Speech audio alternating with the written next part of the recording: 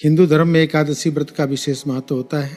अश्विन मास के शुक्ल पक्ष की एकादशी पापांकुशा नाम से जानते हैं। इस साल ये तिथि 16 अक्टूबर शनिवार को पड़ रही है।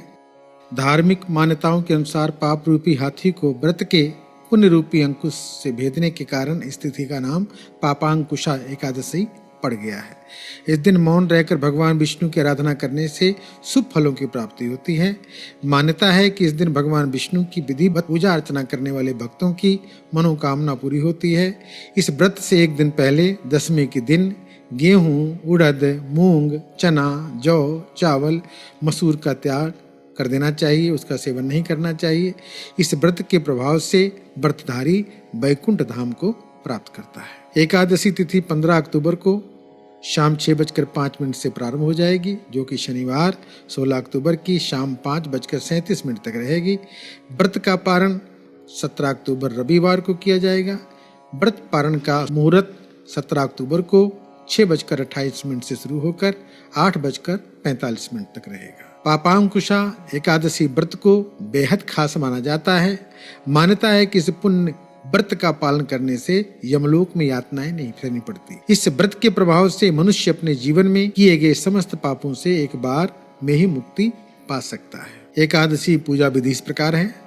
सुबह जल्दी उठकर स्नान आदि से निवृत्त हो जाना चाहिए। घर के मंदिर में दीप जलाएं।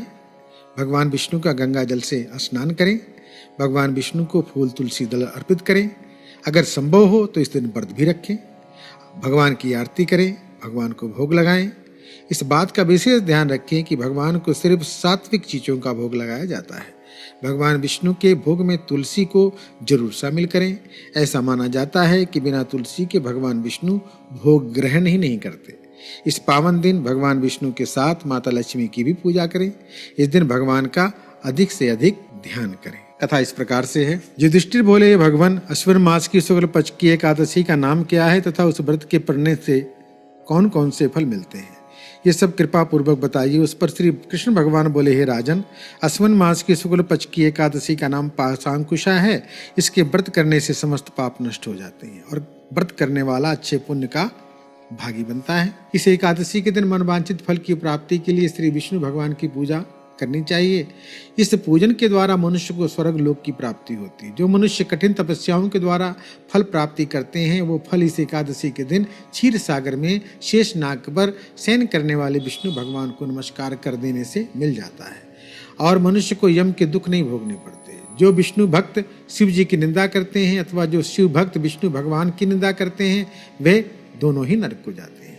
1000 अश्वमेध और 100 राजसूय यज्ञ का फल इस एकादशी के फल के 16वें हिस्से के बराबर भी नहीं होता। अर्थात इस एकादशी के व्रत के समान संसार में अन्य कोई व्रत नहीं है। इस एकादशी के समान विश्व में पवित्र तिथि भी नहीं है। जो मनुष्य एकादशी व्रत नहीं करते हैं, उन्हें पाप घेरे रहते हैं। यदि कोई मनुष्य किसी कारण के वश में होकर केवल इस एकादशी का उपवास भी करता है तो उसे यम दर्शन नहीं होते। इस एकादशी के व्रत से मनुष्य को स्वस्थ शरीर, सुंदर स्त्री, धन धान्य मिलता है। अंत में स्वर्ग की प्राप्ति होती है। जो मनुष्य इस एकादशी के व्रत में रात्रि जागरण करते हैं, उन्हें बिना किसी रोग के स्वर्ग भी मिल जाता है। जो मनुष्य इस एकादशी का व्रत करते हैं, उनके मातृपक्ष के 10 पुरुष और पितृपक्ष के 10 पुरखे और स्त्री पक्ष के 10 पुरुष विष्णु का वेश धारण करके तथा सुंदर आभूषणों से युक्त होकर विष्णु लोक को चले जाते हैं। जो मनुष्य अश्विन मास की शुक्ल पक्ष की पाशांकुशा एकादशी का विधि पूर्वक व्रत करते हैं, उन्हें हरिलोक मिलता है। मनुष्य एकादशी के दिन भूमि, गौ, अन्न, जल, वस्त्र, अंगरखा, छत्र आदि का दान करते हैं, उन्हें यमराज के दर्शन नहीं मिलते। दरिद्री मनुष्य को भी यथाशक्ति कुछ दान देकर कुछ पुण्य अवश्य ही लेना चाहिए। जो मनुष्य तालाब, बागीचा, धर्मशाला, प्याऊ, अन्न क्षेत्र आदि बनवाते हैं, उन्हें यम के दुख नहीं मिलते। वो मनुष्य इस लोक में स्वस्थ और दीर्घायु वाले पुत्र तथा धन धान्य से पूर्ण होकर सुख भोगते हैं तथा अंत में स्वर्गलोक को प्राप्त होते हैं। हे राजन, इन सब का सारांश ये है कि जो मनुष्य धर्म करते हैं उन्हें सुख मिलता है और जो पाप करते हैं उन्हें दुर्गति अवश्य भोगनी पड़ती है। इति एकादशी महात्म संपूर्ण। बोलो बांके बिहारी लाल की जय।